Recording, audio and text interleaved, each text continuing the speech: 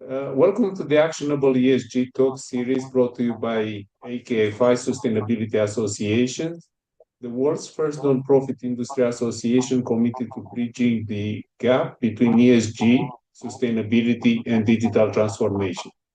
Actionable ESG Talk series brings together great minds to discuss the current state and the future state of ESG, sustainability, and digital transformation and AI. I'm delighted to be here with our special guest, Dr. Victoria Holtz. Welcome to our show. And allow me to read a little bit through your biography, and we'll find the full biography in the video. Dr. Victoria Holtz, CSP, is one of the world's leading voices in AI-powered business transformation and exponential growth strategy. That's amazing. A passionate innovator since 2019, Victoria was invited into a select Silicon Valley group working on the intersection of AI, human behavior, and business results. This is the very definition of sustainability, by the way. Since then, she's become the architect of the AI for business model, a practical framework now used to drive impact inside Fortune 500 giants like KPMG, Coca-Cola, Becton, Dickinson, P&G, Nestle, Dell, and let's not forget about NASA, which I don't think it's on the Fortune 500, but we should put it there up there. Thank you and welcome again, Victoria. We kick off usually with a broad question. What are current trends in exponential growth through AI? That's your specialty. And as we discuss, please feel free to use PowerPoints and avatars and everything you want to show us today. Oh, that is awesome. Thank you very, very much, Manuel. I am so excited to be here with you and your incredible audience, and I'm so honored to have been invited to this program. So thank you so much. And yes, I love to talk about exponential growth. It's one of my passions. And I love that you asked me this at the beginning, because we can talk about how to get to that exponential growth. This is something and make it sustainable. This is something we have worked with all types of clients in going into what is their burning business issue, how we can solve it, and how we can definitely make sure that we are taking care of sustainability. Now, I do believe that, as you said, it's important to integrate AI because right now there are two types of companies, those that leverage AI, and I believe those that will disappear. What do you think, Manuel? Do you think this is true? Oh, it's absolutely true. Any transformation, and digital transformation is not an exception, has its own wannabe companies and also has the companies which are left behind. They also allow the new companies to emerge, of course, and the ones which are not embracing the new technology, eventually they go the wayside. I agree completely. Yesterday, I was speaking with someone that is part of a very big multinational, and he said, the problem for us is that for things to move, it takes so long. Once the headquarters said yes, and our competitors are moving so fast and they're solving problems faster than we are because they can do that in an easier way. So I do believe that we need to drive this AI and sustainability in a faster, better way for our, not only for the companies themselves, but for our world. And yes, we know this is not something new. We knew this since 2020 that a lot of companies would disappear because of artificial intelligence. Now, I do believe that also the ingranation of AI and sustainability is very important. They are not something that goes one against the other. And I say that again because somebody said, well, AI is not sustainable because it uses a lot of electricity. So, what do you think about that comment? Well, two things, and sort of that will move us to the next theme. we forgot one key word: innovation. Humans Absolutely. are capable to innovate, and yes, Mhm, AI, it's a little bit of like the old Chevy Impala, right? Car that requires gallons and gallons of gas for a mile. mhm, That's what we are. But this is the technology today. For instance, just to compare, we have vehicles that don't even use gas, electric vehicles. mhm, So I'm a strong proponent of using innovation to address this problem. Uh, mhm, the first element of addressing a problem is recognize the problem, which we mhm, acknowledge. And it's mhm, true that we are at the uh, dawn of the introduction of the AI technologies, which actually requires more energy. But I think this problem will become solvable, will become solutions are around the corners. I happen to know some of them. I cannot talk about them because there are proprietary information at the moment. But new technologies are coming, and I'm sure. And this is a question for you. How do you see sustainable AI innovation happening, Victoria? mhm. Absolutely. I do believe innovation is so important and it's something that we love to do. I love, it's one of the things that we've done, for example, with different organizations is how to solve problems, as you say, with AI, but also in a very democratic way. I love things that have to do with crowdsourcing. Something I, for example, discussed with Steve Rader from NASA is how everybody from the world can solve a NASA problem. So he puts up there a problem and everybody can solve it. And this is what I love to do with companies. We have to look at where are we, what do we want to do, and what are the burning business issues. And once we have the burning business issues, these are the things we need to solve. Then we go into, okay, how can we solve them in a very innovative way? So first, we do an exercise of design thinking. I have the model of MIT. I studied design thinking in MIT, which is another of my passions. And I say, well, how do we get to this design thinking with our brains in all the creative, different techniques that we have to get to all the solutions? And once we cannot even think about more solutions, but using not only the brains of the innovation people, but from everybody in the organization, then we can also move to how we can use now AI to bring new solutions that we didn't think about, feeding the information to a model in AI that can lead us to the next step in innovation. And also because, when we talk about this, a lot of companies are saying, well, we're not ready to use that. But I say, we are all ready to use it. We are all ready to use AI. And my question to you is, what will your organization be?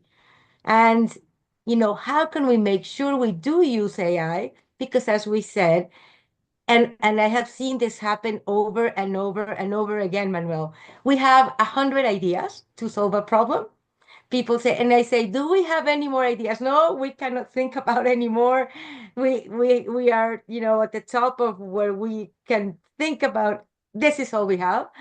And then we go to AI. And then we go through the model that we have for innovation with AI, and new ideas come up. And then we have to go back to the human brain and say, okay, now we have 200 ideas. How do we look at the ideas that will be the most impactful to solve this sustainability problem and the most feasible? Because they might be impactful, but not feasible. So we again go through an AI model that can help us great all the ideas in a very fast way, but an easy way of all these ideas, which are the most feasible, the more impactful, and then we can start an action plan. And this is how, for example, a plant that we work with became a zero water plant. They were looking at how to spend less water, and then they became zero water plants. Oh, that's very interesting, and you've brought exactly AI in the right context, which is the funnel, right? In the design thinking process, we start with generate as many ideas as Mhm, crazy, if I can use the word, impractical. Mm-hmm. Then apply filters to make them focused. And Mm-hmm. you gave two very good examples. Generate more ideas, even if there are hallucinations, right? And then funnel them and use the combination of human brain and AI to Mm-hmm. actually test. And AI, it's a great testing environment. It's a great interlocutor, right?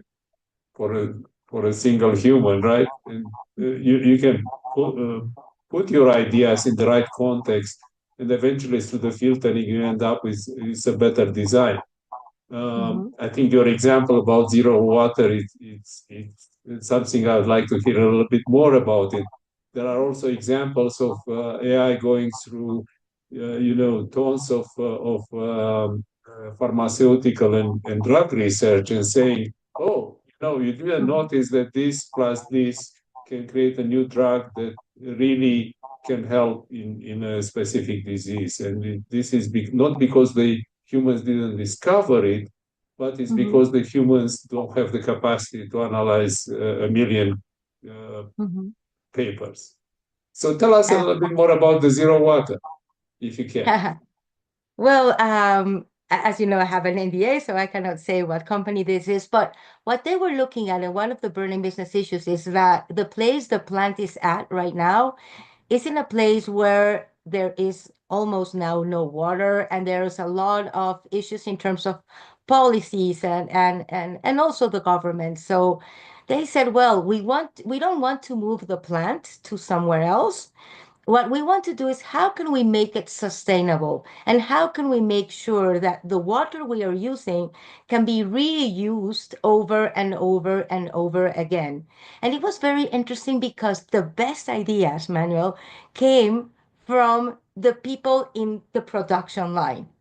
They were the ones, usually again you think, oh, the brains of the managers. No, it came from the people of the production line, that they say, well, we can map all the processes where we're using water, and we can make sure that in every single process what we do is how do we recuperate that water, and how can we also make sure that in the rainy season we can we can get as much water as possible in a different way, because they used to do it in a way, but they were losing a lot of water, and it was very pricey and very costly. So they come up with ideas that were very interesting and kind of ancient in terms of how to keep gallons of water that could be even clean water to use when needed. So of course they also had to map out which are the processes where we can use reusable water, and it doesn't matter, and what are the processes that we have to use clean water, and how to make sure also that this could be streamlined for the organization without a huge cost. At the end, the ROI was very, very interesting. And more importantly, they were celebrating the zero water, which was an example for the rest of the world. Well, that's really amazing because people try to, when they come to sustainability, most of the companies involved in sustainability say the first word coming to their mind is it is costly. And Exactly, once you put it exactly. in that context, in that frame of mind, Mhm. it will be costly because that's how you think about it. Exactly. That is If absolutely you true. so And so that's why also we need to make sure that, when we talk about exponential growth, to make sure that we look at the what's going to be the cost, and what would be the cost of not doing it. Now let's Absolutely. imagine we're not doing anything, and what would be the cost of moving the plant to another, starting from scratch? I mean, so I do believe many times when people talk about, oh, but this is very costly. Well, what would be the cost of the alternative? You're absolutely right. And tell you a little about a project where AKFI is an advisor. There is a professor in the UK.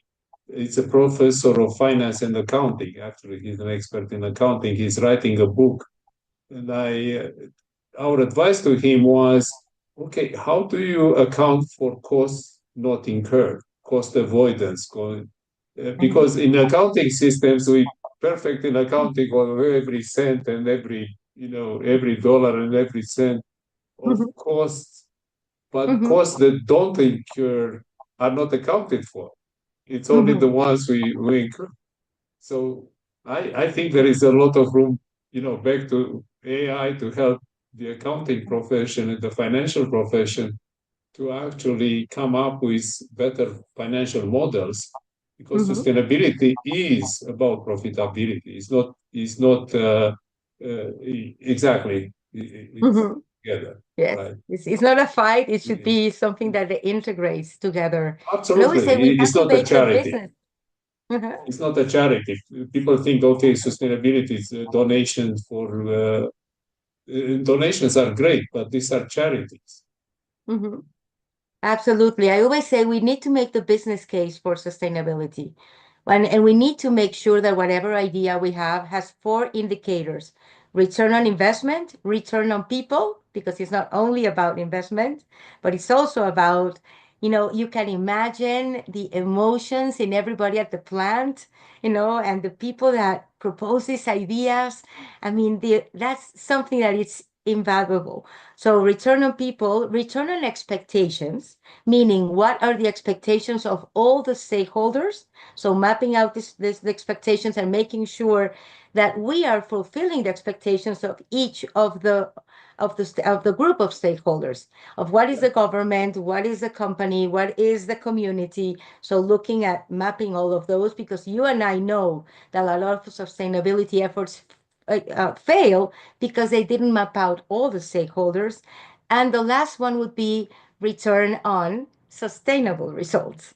Not only having this and then celebrating, then what, but making sure that this is sustainable in time. Oh, absolutely. And that leads actually into the topic of how you use it, and you describe it very well for resource optimization. And just to paraphrase, just to summarize what you said, you have to take a step back and look at all the resources, human resources, people, right? Financial resources, Mhm. material resources, environment inputs, right? You Mhm. have to start by drawing a bigger picture, and maybe how do you see AI actually as playing a role in drawing, sketching this bigger picture around the sustainability? Mhm.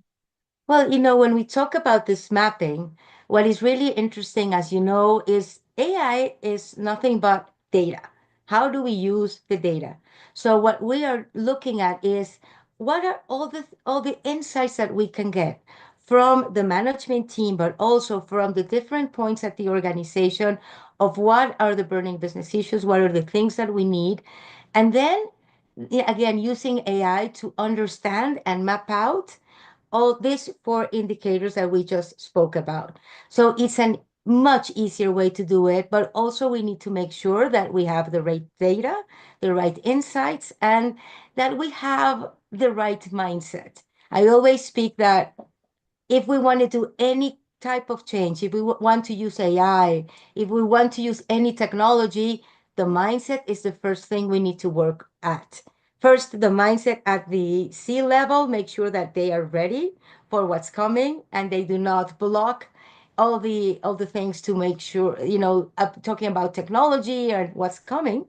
So they know why and how we're going to use AI to streamline processes, to become more sustainable, to go for exponential growth, etc. And once we have the C-level convinced, then how do we go to everybody in the organization, every level of every department ready to use AI? Because I always say AI is like, something that we all want to use, but we need to know why do we need to use it and take the fear out of it. So I say the mindset is like the tortilla of the taco. If we don't have the right mindset, you can put in any technology and then nobody's going to use it. Well, I actually, we didn't talk about transformation as a process, but I always tell my students, transformation, it's a process that starts with humans transformation. It Absolutely. starts with a business model. Why do you transform? Just because your neighbor or your competitor does it is not a good justification, not a good economic justification. And finally, what Absolutely. technology I need? So the technology comes last, not first. Also Hmm. working a lot in high tech, I know that companies are pushing the technology, and a lot of people saying, "Yeah, it's a great technology." Then they come back Hmm. to the vendor and say, "Hey, it doesn't print money." It's like, did I tell you that it comes with a color printer to print you money? No. You bought my technology. That's my role to sell it to Hmm. you. It's not my role to tell you how to run your business. And and it's a very interesting discussion. And I wanted to actually connect this with AI for business. We talked about the AI for business model in the introduction. How this is Hmm. applicable, or it was applied, or it is applied rather, by the Fortune 500s. Oh, thank you. Well, this is a model that I developed with a team, and we came up with a very simple model. I always think that, being simple is the best way. How do we have like the most simple model that is understood by everyone and makes everything easier. So in the model, we talk about what we just said about the mindset. The mindset is, let me just show you. Maybe I can share Yes, one please. my screen 1 second to show you the model. Huh. Let me see if it's right here. I don't know if you can Yeah. see it now, Yes, I can. but now the AI for business is right in the center. And in the center, you see the agile see what's next mindset, which is the mindset to go to the future. Because a lot of Mhm. people say, oh, let's talk about growth mindset. But Manuel, I think growth mindset is old. I mean, it's beautiful, and I love Carol Dweck, and I think, her book is absolutely fantastic. But I don't think growth mindset is enough to take us to the future. This is why I talk about an agile, see what's next mindset. And and I think Carol talks primarily about the high school students, so her research didn't expand to companies, as far as I know. Well, a lot of companies have taken this, this concept from Carol Dweck, and they still have growth mindset as a value. One of these companies, a financial company, said, "Hey, Victoria, can you give me a seminar on growth mindset?" And I said, "No, I can give you a seminar on agile, see what's next mindset, but growth mindset won't take you to the next level." And the other thing that we can do, Manuel, is we can do an AI readiness assessment to make sure that the company is ready for the implementation of AI in terms of, again, growth and sustainability. I think it is also important to see where we are at right now. Once we have this, we talk about AI for exponential growth, with which we already discussed in a little bit, but talking about how we can make sure that this becomes a driver for growth in terms of business, in terms of people, in terms of sustainability, in terms also of other stakeholders. We talk about practical AI, which is again how everybody at every level of the organization can use AI to streamline their processes, to make operational things faster, cheaper, better, and have more time for creativity and strategy.